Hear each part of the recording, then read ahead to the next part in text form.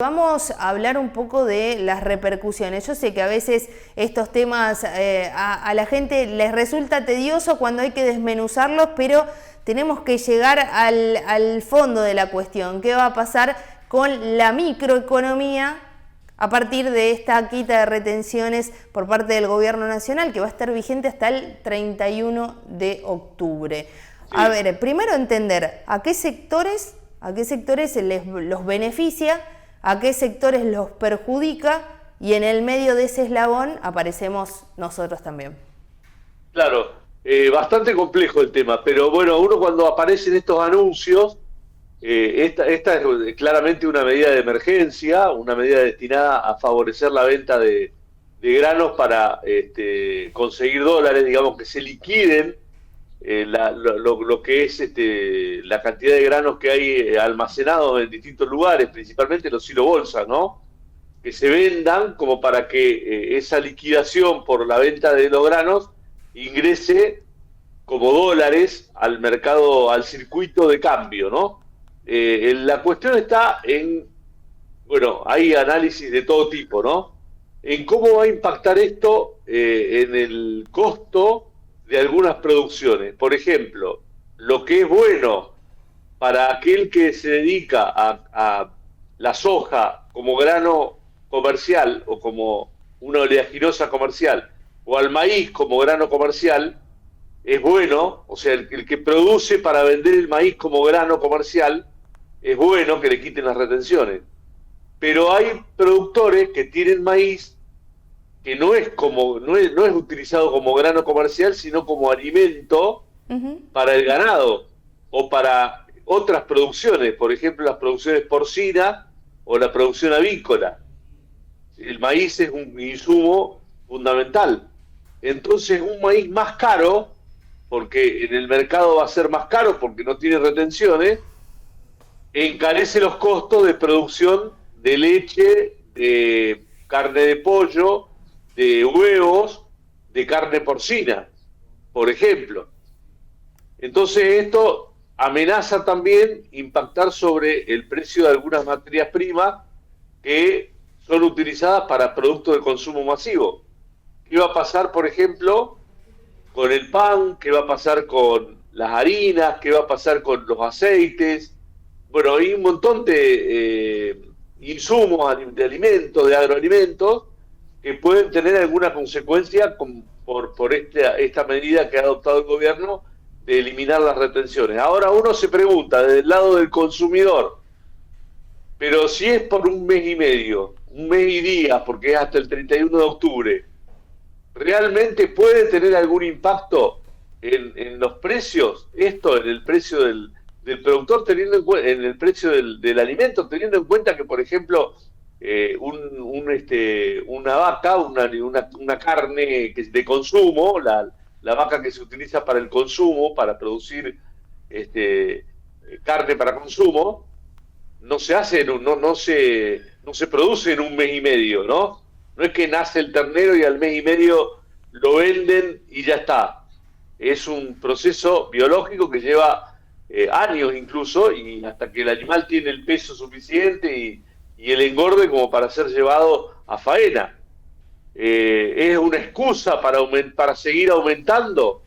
¿Hasta dónde aguanta el bolsillo del consumidor o tolera o sigue dándole crédito a más aumentos en los precios? Ya ha caído muchísimo el consumo de carne, de todo tipo, de carnes de vacunas y de carnes avícolas. Es cada vez más difícil ir a comprar un kilo de carne y hay cada vez mayor cantidad de sectores que están más lejos de acceder a este tipo de consumo. Entonces, la verdad es que hay muchas preguntas y muchos interrogantes que están dentro del sector, ¿no? De los sectores. En lo que hace a nuestra región, impacta muy rápidamente o por lo menos tiene mucho que ver con la producción lechera, ¿no? Que es la clave en el desarrollo de toda la región del departamento castellano. La gran pregunta que me surge con todo esto es, a ver, ¿esta medida se toma por el plazo tan efímero como un mes? O al menos está anunciado hasta el 31 de octubre.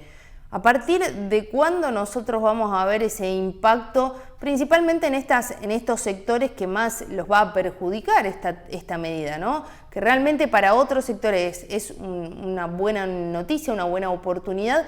Estaba, como bien lo mencionabas, sectores que terminan sufriendo algún tipo de afectación por el precio en el que van a tener que alimentar a sus animales y demás. Sabemos que esto después se traduce al precio final de los productos que nosotros consumimos. ¿Se van a trasladar? ¿Lo vamos a ver este mes próximo al mes de octubre? ¿Lo vamos a ver recién en noviembre cuando ya la medida no esté vigente para el sector? ¿Se va a aguantar por un mes, dado que también hay una retracción económica en el bolsillo de la gente muy grande? Claro, esto es todo lo que nos preguntamos, ¿no? Realmente, el negocio aparentemente está armado para que sean las cerealeras y las exportadoras las que se queden con la parte del león. Porque, ¿qué sucede?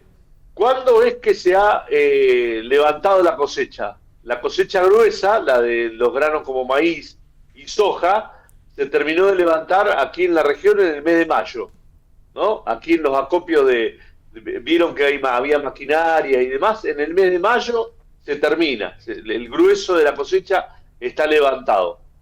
Entre mayo y junio y julio, los productores pequeños y medianos liquidaron la mayor parte de la cosecha porque tienen costos que pagar, que le quedaron pendientes de la campaña, y además tienen que ir previendo la campaña siguiente.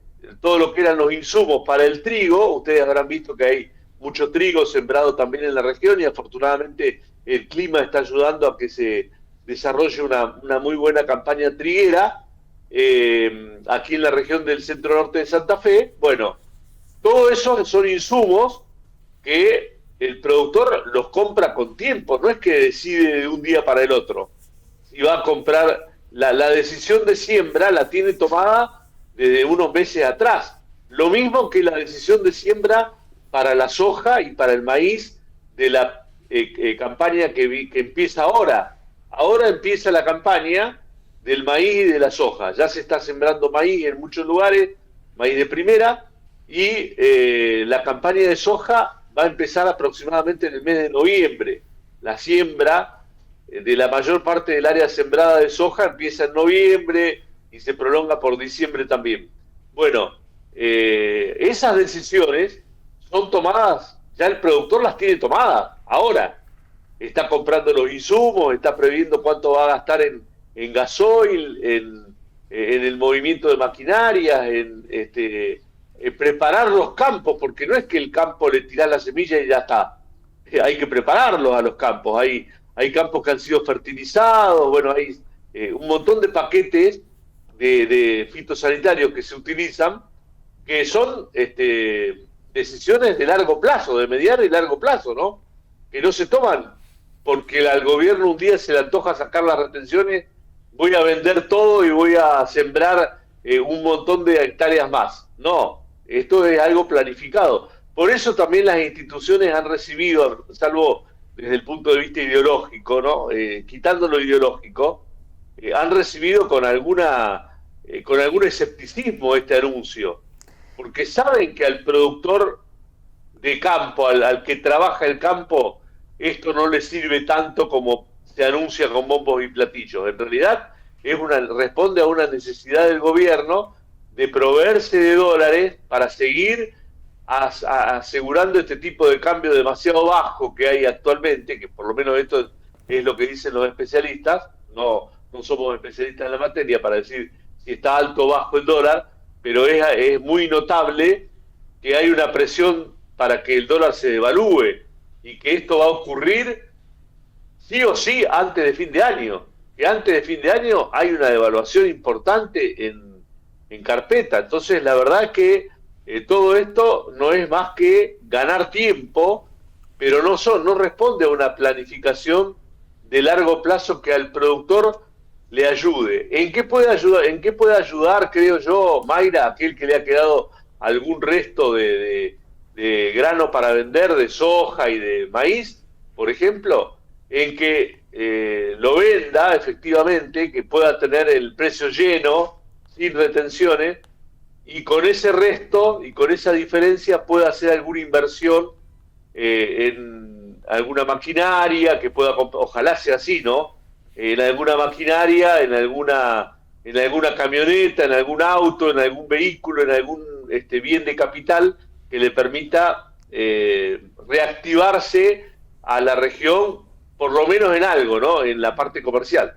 Sí, totalmente. Y aparte, bueno, esto que vienen marcando ya desde hace tiempo, desde el sector agropecuario, digamos, la falta de previsibilidad, ¿no? Porque estas medidas se anuncian con un plazo muy escueto, muy que previo no existió una reunión para dar a conocer, bueno, cuál es el esquema, cuál es el plan, cuál es el proyecto. Esto es una medida netamente política para hacerse de esos 7.000 millones, estamos hablando, no recuerdo bien cuánto. Se habla de entre 5.000 y 7.000 millones de dólares. De dólares, exactamente. Que se podrían conseguir con la venta de granos que hay pendiente. Bueno, todo netamente, digamos, especulativo, y lo que necesita el gobierno para poder llegar a superar ese 26 de octubre después de las elecciones sin tanto cimbronazo como dejó en el mercado. Si bien cuenta con el respaldo, con el apoyo